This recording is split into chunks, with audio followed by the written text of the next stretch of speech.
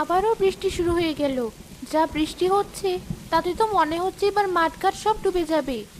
সে কি মা, সব যদি ডুবে যায় তাহলে আমরা থাকবো কোথায়? আমিও তো সেটাই ভাবছি মা। এমনিতেই আমরা যেখানে থাকি সেটা অনেক নিচু জায়গা। তাহলে কি আমরা ডুবে যাব মা?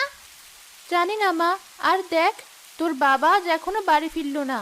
যাই, আমি বরং রান্না বান্না সেরে নি। বাড়ি এসে তো আবার খাবার চাইবে। মালা রান্নাঘরে চলে গেল। তখনই তার স্বামী কবির এলো।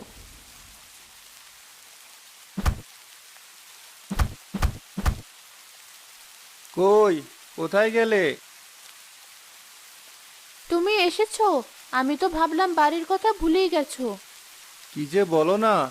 মা ঋতু, গামছাটা আন দেখি, একদম ভিজে গেছি।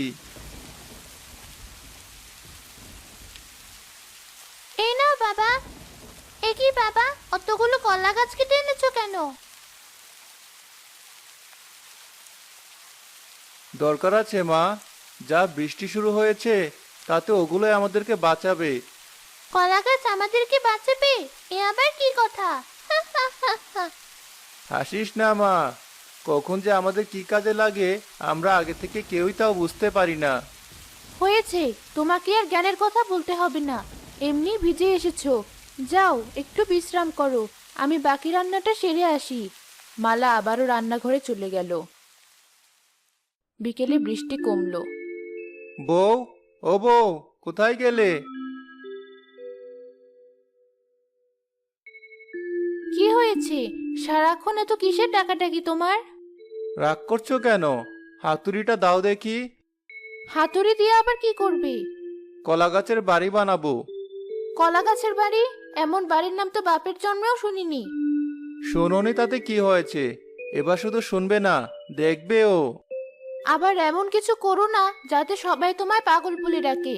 এমনিতেই গ্রামে মুখ দেখানোর জো নেই, তারপর এমন এক একটা কাজ করো মানুষের হাসির পাত্র হতে হয়। মানুষের কথায় অত কান দিও না তো।